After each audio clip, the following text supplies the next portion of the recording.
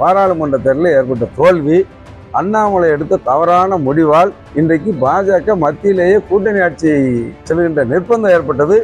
இன்றைக்கு மத்தியில் உள்ள அங்கே டெல்லியில் உள்ள தலைமையில் உள்ள பாஜக நிர்வாகிகள்லாம் இன்னைக்கு அண்ணாமலையை கடிந்து கொண்டதால் வேறு வழி இல்லாமல் இப்படிப்பட்ட கருத்துக்களை தெரிவிக்கின்றார். இந்த கருத்துக்கு அண்ணாதிமுக சம்மந்தமே இல்லை. Jayachandran gold and diamonds now at Pallikaranai. பாராளுமன்ற தேர்தலுக்காக அந்த கூட்டணி ஒன்று போல் இருந்தார்கள். இந்தியா கூட்டணியில் திமுகவுடன் அல்ல, பாஜக எதிர்க்க வேண்டும் என்று சொல்லி இந்தியா கூட்டணியில் இருந்தார்கள். அது முடிந்து போன கதை. பாராளுமன்ற சட்டமன்ற இந்த தேர்தல் வரும்போது அந்த இந்தியா கூட்டணியிலிருந்து பல கட்சிகள் எங்களோடு சேருவதற்கு உண்டான வாய்ப்புகளும் இருக்கு. ராமோ என்றால் அதான் தரங்கெட்டவன் மோசமானவன் தான் அர்த்தம். அப்படிப்பட்ட அன்பரசன் ஒரு அமைச்சர், அவருடைய பின்புலத்தை பார்த்தா அது வெட்கக்கேடான விஷயம். அப்படிப்பட்ட புரட்சி தலைவி, மறைந்த தலைவியை பற்றி பேசக்கூடாது, தலைவர்களை பற்றி பேசக்கூடாது என்ற நாகரிகம் கூட தெரியாமல் புரட்சி தலைவி அம்மா அவர்களை வாய் கூசுகின்ற அளவிற்கு ஒரு அமைச்சர் பொது வழியில பேசுகிறார் என்று சொன்னால் அதையும் கண்டிக்க தவறிய முதலமைச்சராக இந்த ஸ்டாலின் இருக்கிறார்கள். இதுல இருந்து அவருடைய தரமும் எந்த அளவுக்கு இருக்கின்றது என்பதை அண்ணாமலை வாயால தான் இன்னைக்கு பாஜகவே கூட்டணி ஆட்சி அமைச்சு மத்தியில் தனி பெரும்பான்மை மெஜாரிட்டியோடு இருந்த பாஜக இன்னைக்கு கூட்டணி ஆட்சியா மத்தியில் அமைஞ்சதுக்கே இந்த அண்ணாமலையோட வாய் தான் கோளாறு. ஆக இன்றைக்கு அண்ணாமலையோடு பிஜேபியோடு கூட்டணி வைக்க யார் ஏங்கி கொண்டிருக்கிறார்கள்? எப்படியாவது மீண்டும் அதிமுகவோடு சேர வேண்டும் என்று இந்த பாராளுமன்ற தேர்தலில் பட்ட அவர்களுக்கு நேர்ந்த கதி, நேர்ந்த அனுபவம் அவர்கள் அதிமுகவை நோக்கி பாஜக திரும்ப சொல்கிறது. ஆனால் எங்களுடைய பொதுச்செயலாளர் எடப்பாடியார் மிக தெளிவாக 2026 தேர்தலிலும் பாஜகவோட கூட்டணி இல்லை என்று திடமாக அறிவித்த பிறகு யாரையாவது ஒருத்தர் நீங்கள் எங்கள் வீட்டுக்கு வேண்டான்னு சொன்ன பிறகு நாங்கள் அப்படி வருமா, கொல்லைப்புற வழியுமா, இல்லை அந்த வழியை வருவோமான்னு கேட்குற மாதிரி இன்றைக்கு அண்ணாமலை அவர்கள் இந்த கூட்டணிக்கு பேசுறதுக்கு அவசியம் இல்லையே. எங்களுடைய பொதுச்செயலாளர் தெளிவாக 2026 தேர்தலில் நாங்கள் பாஜகவோட கூட்டணி இல்லை என்று சொல்லிவிட்டார். இது அண்ணாமலையுடைய இந்த கருத்து எதை காட்டுகிறது என்று சொன்னால், பாராளுமன்ற தேர்தலில் ஏற்பட்ட தோல்வி, அண்ணாமலை எடுத்த தவறான முடிவால் இன்றைக்கு பாஜக மத்தியிலேயே கூட்டணி ஆட்சி செல்கின்ற நிர்பந்தம் ஏற்பட்டது. இன்றைக்கு மத்தியில் உள்ள அங்கே டெல்லியில் உள்ள தலைமையில் உள்ள பாஜக நிர்வாகிகள்லாம் இன்னைக்கு அண்ணாமலையை கடிந்து கொண்டதால் வேறு வழி இல்லாமல் இப்படிப்பட்ட கருத்துக்களை தெரிவிக்கின்றார். இந்த கருத்துக்கும் அண்ணாதிமுக சம்மந்தமே இல்லை. இது இயற்கையான ஒரு சம்பவம் தான். ஒரு முன்னாள் முதலமைச்சராக 5 முறை முதலமைச்சராக இருந்திருக்காரு.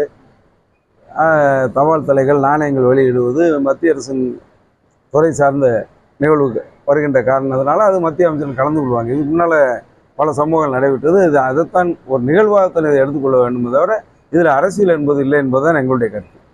கிராமப்புறங்கள் 80% சட்டவிரோத மதிப்பு பணம் நடக்குது. ஆனால் இப்போ 2 நாளைக்கு முன்னாடி தமிழக முதல்வர் மது ஒழிப்பு உறுதிமொழி இருக்கு அப்படிங்கிற மாதிரி ஒன்று கொண்டு வந்திருக்காரு. இதை எப்படி பார்க்குறீங்க? அது ஒரு கேலிக்கூத்து தான். இன்றைக்கு மது ஒழிப்பு உறுதிமொழியை தமிழ்நாட்டில் எடுத்து அது ஒரு கேலிக்கூத்தான சம்பவமாக தான் மக்கள் பார்ப்பார்கள். ஏன்னா இன்றைக்கி நிலைமை என்னென்னா, கள்ளச்சாராய சாவு இந்த ஆட்சி வந்த பிறகு 3 ஆண்டுகளில் ஒரு ஆண்டு இடைவெளியிலே, ஒரே ஆண்டு இடைவெளியில் முதல்ல 24 பேர், 40 பேர், அதுக்கு அடுத்து இன்றைக்கு 70 பேர், கிட்டத்தட்ட 120க்கு மேற்பட்டவர்கள் கள்ளச்சாராயத்தினால் மரணமடைந்த ஒரு மோசமான துயரமான சம்பவம் இந்த விடிய ஆட்சியில் நடைபெற்றிருக்கின்றது. அது மட்டும் இல்லாமல் நாள்தோறும் போதைப் பொருள், கஞ்சா பொருட்கள் நடமாட்டம் இன்றைக்கு பத்திரிகை செய்தியாக இருந்தாலும் தொலைக்காட்சி ஊடகத்துறையில் பார்த்தால் இது தினசரி அன்றாட நிகழ்வாக இருக்கின்றது. இன்னும் போதைப் பொருள் கடத்தலில் சம்பந்தப்பட்டவர்கள் யார் என்று சொன்னால் திராவிட முன்னேற்ற கழகத்தை சேர்ந்த முக்கியமான நிர்வாகிகளே கைது செய்யப்பட்டிருக்கின்றார்கள். அவர்கள் கைது செய்யப்படுவதற்கு முன்பாக எத்தனை கோடிக்கு கைது செய்யப்பட்டிருக்கின்ற அன்றைக்கு 2000 கோடிக்கு ஜாபர் சாதிக் என்பவர், அதற்கு அடுத்தபடியாக ஒருவர் வெளிநாட்டிலிருந்து சர்வதேச கடத்தலில் சம்பந்தப்பட்டு அவரும் திராவிட முன்னேற்ற கழக நிர்வாகி. ஆக இந்த திமுக ஆட்சி வந்த பிறகு போதைப் பொருள் நடமாட்டம், கஞ்சா, போதைப் பொருட்கள், அனைத்து போதை வஸ்துகளும் தாராளமாக நடைபெறுவது என்று சொன்னால் திமுகவினரே இந்த பணியை செய்கின்ற நேரத்தில் அவர்கள் இன்றைக்கு இந்த உறுதிமொழியை ஏற்பது என்பது கேலிக்கூத்தான நிகழ்வாகத்தான் பார்க்க முடியும். நிச்சயமாக எந்த அரசியலில் எந்த நிகழ்வு வேண்டாலும் வரும். நிச்சயமாக அவர்கள் எல்லாரும் யாருமே இந்த திமுக ஆட்சி விரும்பவில்லை. நான் சொன்னதை போல இப்போ இந்த கூட்டத்தில் கூட பேசணும், இந்தியா கூட்டணியுடைய வெற்றி எதானா இது திமுகவின் வெற்றி அல்ல. பாராளுமன்ற தேர்தலில் தமிழக வாக்காளர்கள் பாஜகவுக்கு எதிர்ப்பான மனநிலை.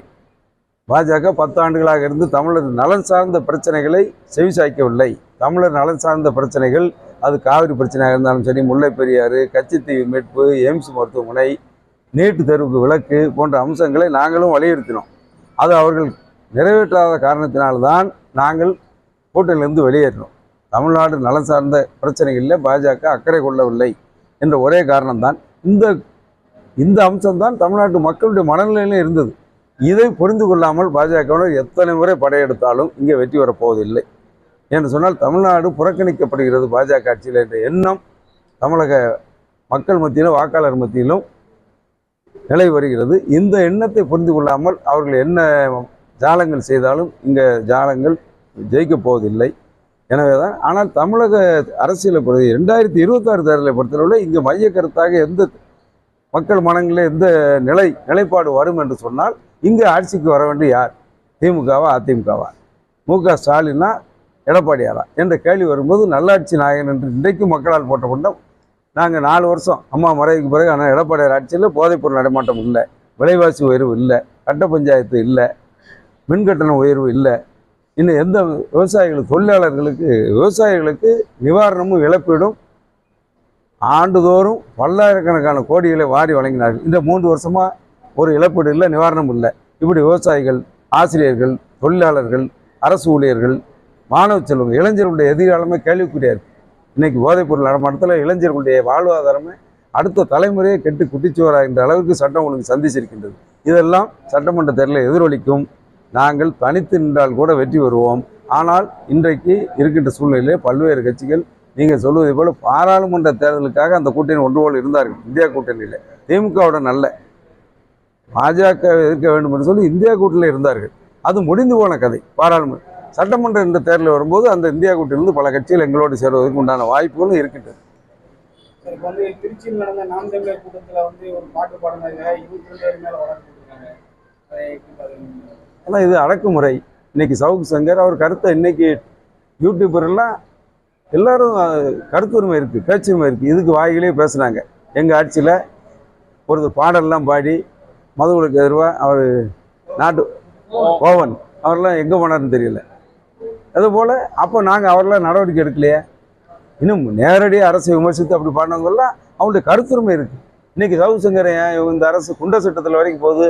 இன்றைக்கு கூட உச்சநீதிமன்றத்தில் அந்த வழக்கு அவர் மீது வழக்கு போட்ட தவறு என்று சொல்லப்படுகின்ற அளவிற்கு அராஜகம். இந்த ஆட்சியில் அரசை ஆதரித்து தான் செய்திகளை வெளியிட வேண்டும், அரசை விமர்சிக்கும் செய்தியை வரக்கூடாது என்ற அளவில் நிர்பந்தப்படுகின்றார்கள். ஊடகத்துறை சேர்ந்தவர்களும் செய்தியாளர்களாக இருக்கட்டும் நிர்பந்தப்படுத்தப்படுகிறார்கள். அரசுக்கு எதிரான கருத்துக்களை சொல்லுகின்ற நேரத்தில் நாட்டு நிலைமைகளை யூடியூபர்லாம் அப்படியே சொல்லுவாங்க. அவங்க என்ன நிலைமை இருக்குதோ அதுதான் சொல்கிறாங்க. இல்லை என்றால் அவங்க மேலே வழக்கு போடலாம், தவறான தகவல்னா. ஆனால் தகவலை சொல்லக்கூடாது என்ற நிலையில் வழக்கு போடுவது எந்த வகையில் நியாயம்?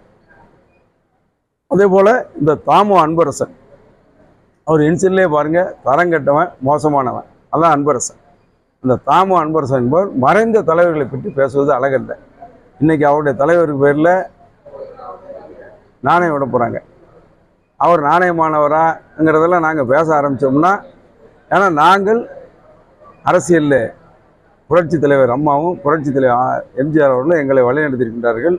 ஒரு அரசியலில் பக்குவமாக இருக்க வேண்டும், மறைந்த தலைவர்களை பெற்று நாகரிகமாக இருக்க, நாகரிகமான அரசியல் எங்களை கற்றுக் கொடுத்துருக்கிறார்கள். ஆனால் அநாகரிகமாக உள்ளவர்கள் எல்லாம் அமைச்சர்களாக்கி அவருடைய பின்புலத்தை பார்த்தால் தாமோ என்றால் அதான் தரங்கட்டவன், மோசமானவன் தான் அர்த்தம்.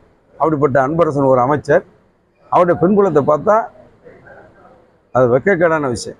அப்படிப்பட்ட புரட்சி தலைவி, மறைந்த தலைவியை பற்றி பேசக்கூடாது, தலைவர்களை பற்றி பேசக்கூடாது என்ற நாகரிகம் கூட தெரியாமல் புரட்சி தலைவி அம்மா அவர்களை வாய் கூசுகின்ற அளவிற்கு ஒரு அமைச்சர் பொது வழியில் பேசுகிறார் என்று சொன்னால் அதையும் கண்டிக்க தவறிய முதலமைச்சராக இந்த ஸ்டாலின் இருக்கிறார்கள். இதிலிருந்து அவருடைய தரமும் எந்த அளவுக்கு இருக்கின்றது என்பதை நான் பார்க்க வேண்டும். நிச்சயமாக இதற்கு திமுகவோ முதலமைச்சர் ஸ்டாலினோ திராவிட முன்னேற்றங்கள் யாராவது வருத்தம் தெரிவிக்கவில்லை என்றால் நிச்சயமாக அடுத்த கட்ட நடவடிக்கையாக அண்ணன் பொதுச்சார் அவர்கள் இது பற்றி கண்டனத்தை தெரிவிப்பார்கள். ஏற்கனவே கண்டனம் வெளியிடப்பட்டிருக்கின்றது கட்சியின் சார்பில். நிச்சயமாக இது கண்டனத்துக்குரிய செயல்.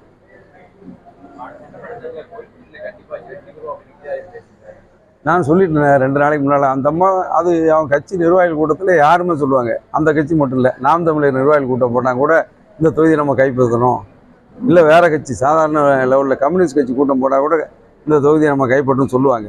அந்த வகையில் ஒரு கருத்தாக சொல்லியிருந்தால் பரவாயில்ல. ஆனால் எந்த அடிப்படையில் திமுகவுக்கு கோல்பட்டி தொகுதியை கைப்பற்றுவதற்கு அருகதை இருக்கின்றது?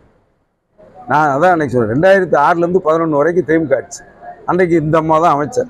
அந்த 5 ஆண்டுகளில் கோல்பட்டி தொகுதிக்கு செய்தது என்ன? இன்றைக்கு 3 வருஷம் ஆட்சி. இந்த கோல்பட்டி தொகுதிக்கு செய்தது என்ன? 2011 2021 வரை 10 ஆண்டுகள் ஆட்சியில் கோவில்பட்டி தொகுதி கொண்டு 1000 கோடி ரூபாய்க்கு திட்டங்களை கொடுத்த ஒரே அரசு அம்மாவின் அரசு, எடப்பாடியுடைய அரசு என்பதை நான் இந்த நேரத்தில் மகிழ்வோடு தெரிவித்துக்கிறேன். இது மறுக்க முடியாத உண்மை. எனக்கும் தெரியும், கோவில்பட்டி தொகுதி மக்களுக்கும் தெரியும், வாக்காளர்களுக்கும் தெரியும், அனைத்து அரசியல் கட்சிக்கும் தெரியும். இதை தாண்டி கோவில்பட்டியில் அதிமுக தவிர வேறு எவராலும் வெற்றி பெற முடியாது. இந்த தேர்தல் அல்ல, 26 அல்ல, இனிமேல் 36 தேர்தல் வந்தால் கூட அதுவரை இன்னும் நாங்கள் செய்த நலத்திட்டங்கள் இன்னும் 10 தேர்தலில் எங்களுக்கு கோவில்பட்டி தொகுதியை அசைக்க முடியாத அதிமுக கோட்டையாக இருக்கும். Jayachandran Gold and Diamonds, now at Palikatnai.